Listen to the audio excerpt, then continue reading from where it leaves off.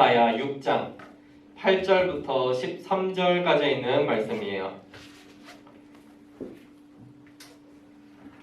이사야 6장 8절부터 13절까지 있는 말씀.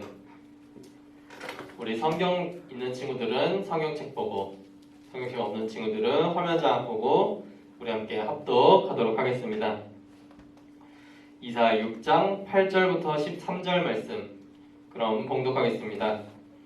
내가 또 주의 목소리를 들으니 주께서 이르시되 내가 누구를 보내며 누가 우리를 위하여 갈꼬 하시니 그때 내가 이르되 내가 여기 있나이다 나를 보내소서 하였더니 여호와께서 이르시되 가서 이 백성에게 이르기를 너희가 듣기는 들어도 깨닫지 못할 것이요 보기는 보아도 알지 못하리라 하여 이 백성의 마음을 둔하게 하며 그들의 귀가 막히고 그들의 눈이 감기게 하라.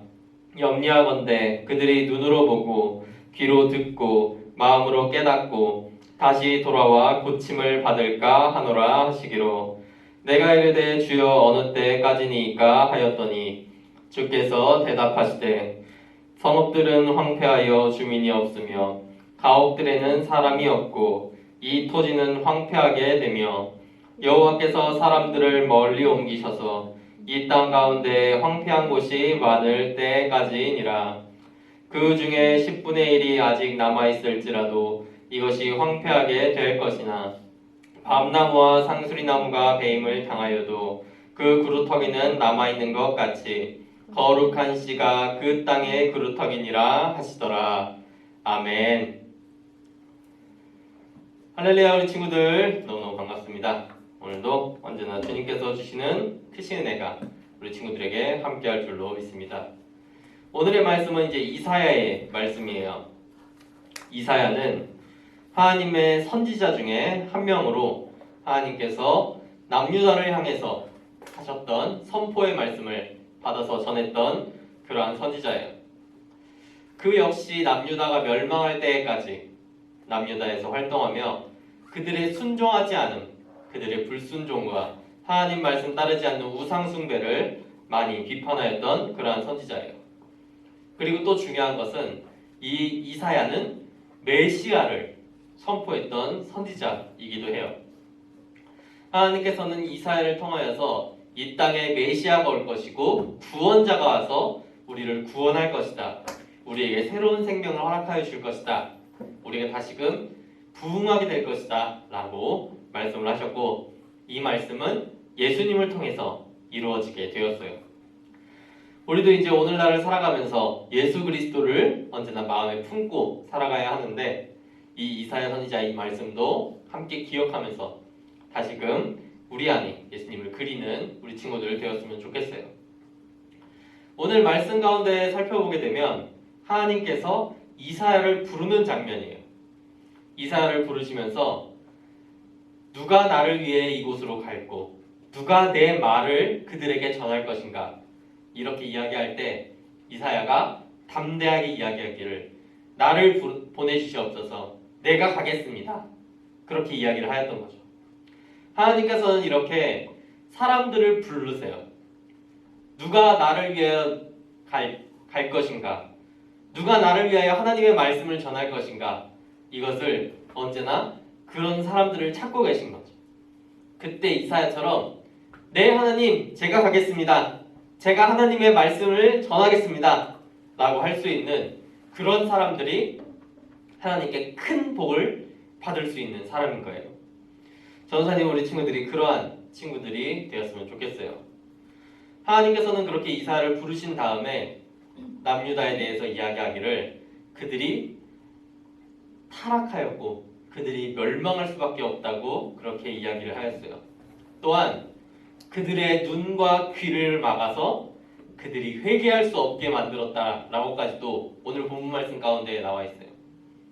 그들이 보지 못하고 들어도 깨닫지 못하게 한다. 왜냐하면 그렇게 해서 그들이 회개하지 못하고 그들이 다시 하나님의 심판을 받을 수밖에 없게 하겠다 라고 이렇게 말씀을 하시는 거예요. 진짜 무서운 말씀이기도 해요. 이거는 하나님께서 이스라엘이 더 이상 회복될 희망이 없다고 생각하시는 거예요. 희망이 없는 나라, 미래가 없는 나라라고 생각하였던 거예요. 그래서 한번 무너뜨리고 다시 쌓아야 된다고 그렇게 이야기를 한 거죠. 우리 친구들도 뭐 탑쌓기, 뭐 젠가 이런 거 해봤을 거예요. 그렇게 쌓다 보면은 잘못 쌓기 시작하면 도저히 더는 쌓을 수 없는 상태가 와요. 그때가 되면 어쩔 수 없이 그냥 무너뜨릴 수밖에 없는 거예요. 그렇게 해야 다시 쌓아서 올바로 쌓을 수 있는 그러한 기회라도 얻을 수가 있게 되는 거죠. 그렇지 않고 무리해서 쌓아 올려봤자 결국 무너져 내릴 건데 높이 쌓을수록 더 크게 무너질 수밖에 없는 거예요. 그러니까 하나님께서는 지금 이 나라가 잘못되고 있는 것을 알고 선지자로 계속 말씀을 하셨지만 그 잘못 쌓는 게 멈추지 않는 것을 보시고 한번 무너뜨려야겠다. 그렇게 말씀을 하신 거죠. 그러니까 우리도 이제 우리가 삶을 살아가면서 하나하나 무언가를 쌓아 올려 나가는 삶을 살아요. 근데 지금이라도 우리가 쌓고 있는 게 하나님이 기뻐하시는 것을 쌓고 있는지 아니면 사단이 좋아하는 걸 쌓고 있는지는 한번 확인해 봐야 돼요. 그래서 우리가 잘못 쌓고 있다 그것을 알았을 때는 지금이라도 빨리 돌이키려고 노력하는, 적게 쌓았을 때는 다시 복구하기도 편해요. 다시 쌓아 올릴 수도 있고 아니면은 그곳에서 수정할 수도 있어요. 그러니까 우리 친구들은 아직 많이 쌓지 않은 지금 미리미리 내가 지금 올바로 쌓아가고 있는가, 내가 지금 쌓아가는 게 하나님의 뜻인가, 하나님의 것을 쌓고 있나 아니면 사단의 것을 쌓고 있는가, 그것을 분별해보는 그런 우리 친구들 되기를 바랄게요.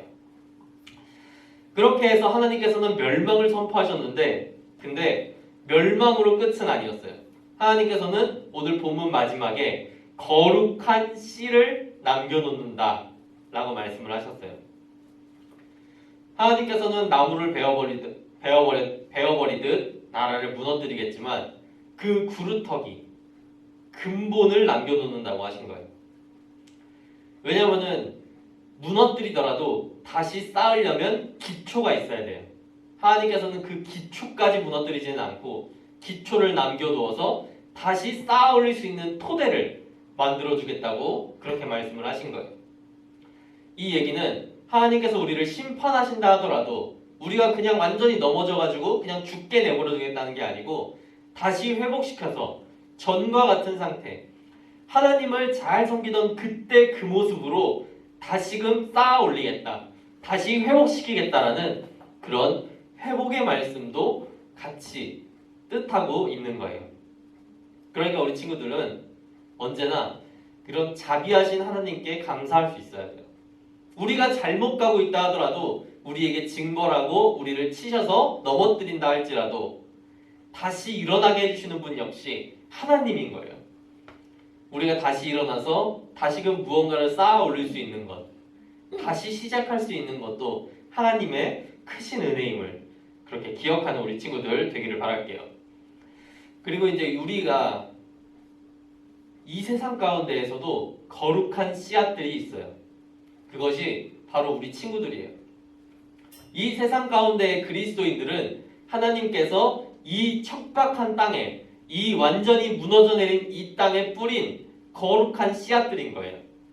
그래서 그 씨앗이 다시금 자라나서 멋진 나무로 자라나고 그 나무에서 열매 맺는 것, 이것을 하나님께서 원하시는 거예요. 그러기 위해서 우리에게 성령도 주시고 복도 주시고 축복하시고 이끌어 주시면서 우리가 잘 자라날 수 있게 도와주시는 거예요. 나무가 자라려면 여러 영양소들도 필요한 것처럼 하나님께서 그 모든 걸 공급해 주시면서 자라나라 하고 있는 거예요. 그러니까 우리는 씨앗으로만 살아가는 게 아니고 그 씨앗이 싹 틔워서 열매 맺는 데까지 이르는 그런 친구들이 되어야 되는 거예요. 그게 바로 하나님이 우리를 이 세상에 보내주신 이유고 우리의 목적인 거예요. 하나님께서는 이와 같이 희망이 없는 땅, 희망이 없는 나라에도 거룩한 씨앗을 언제나 남겨두시고 그 씨앗이 싹 틔우는 때를 기다리고 계세요. 지금 세상에서는 우리 친구들이 그 씨앗들인 거예요. 그러니까 우리 친구들이 잘 자라나서 하나님께서 기뻐하시는 멋진 열매를 맺는 그런 우리 모든 친구들 되기를 선생님도 언제나 기도하도록 하겠습니다. 우리 기도하겠습니다.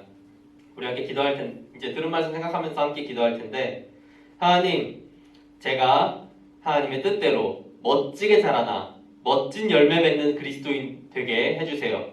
그렇게 우리 이 시간 잠시 함께 기도하도록 하겠습니다.